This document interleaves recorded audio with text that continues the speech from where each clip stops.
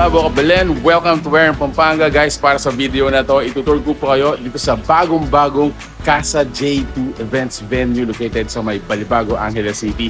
If you want to know more about this very huge staycation, samahan niyo po ako. Let's go! Okay, so let's have a house tour dito po sa Casa J2. Difference po ng Casa J2 from the previous staycation that we've been to is this really huge place. This one, and guys, meron tayo ditong place for events. Another section, this one naman is great for food. Halimbawa, may dala po kayong like catering. Ayan, dito nila i-set up yan.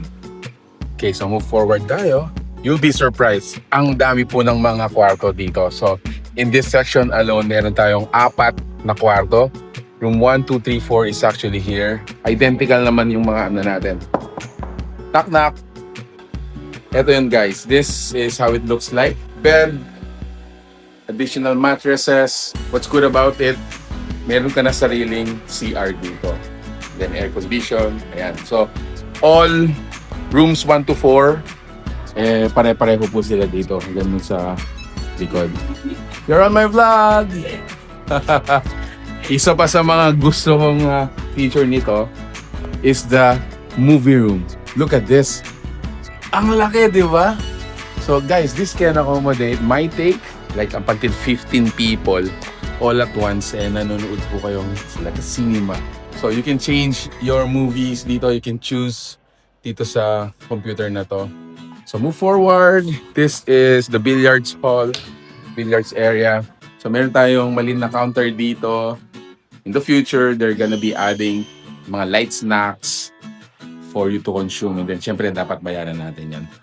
Okay, so that's the billiard area. Dito naman, guys, this is room number 4. Sabi ko kanina, 1, 2, 3, 4 rooms. Pare-pareho po sila. So, yun. Another amenity is yung kanilang common comfort room. Okay, so moving forward dito sa section na to, para naman tong walk-in closet. Actually, they put their stuff here, stuff only. You can also have laundry, services dito. Gusto nyo maglaba yan, dalhin nyo lang dito, guys. So we are moving to their quiet area. This is their quiet area. Ayan, no? So this one is equipped with our sofa, television, plus isang room, which is this one. Look at this. Yeah, so for added accommodation, meron po tayong mattresses dito. You can also use that. But what I like about this area is itong lugar na to, bago ka pumasok dun sa bedroom natin, you have this parang your own time. Just enjoy it here. So paikot tayo, moving forward.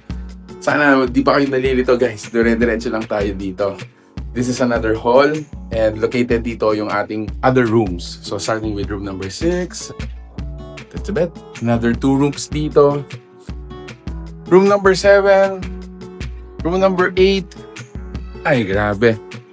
And then finally, we are going back to where we started, yung events area. But before that, meron tayo ditong gents and ladies for their comfort. Okay, we are back dito sa events area. Ayun, guys, so laki, di ba? Ayun, so this function area can hold up until 80 to 85. Recently, nagkaroon po ng wedding dito. They had like 100 visitors, no? So they just maximize the entire area. And guys, if you're interested to know more about this, we're gonna be including all the details. Para sa akin po, message niyo po sila for direct response. If you're interested to get the details, the rates, the booking dates and everything. So, ayun. Uy, grabe. So, thank you so much, Casa J2. And congratulations po sa inyo. I think this is our 3rd time na maho-host po nila. So, thank you so much for watching Pampanga. Peace out, guys. Bye!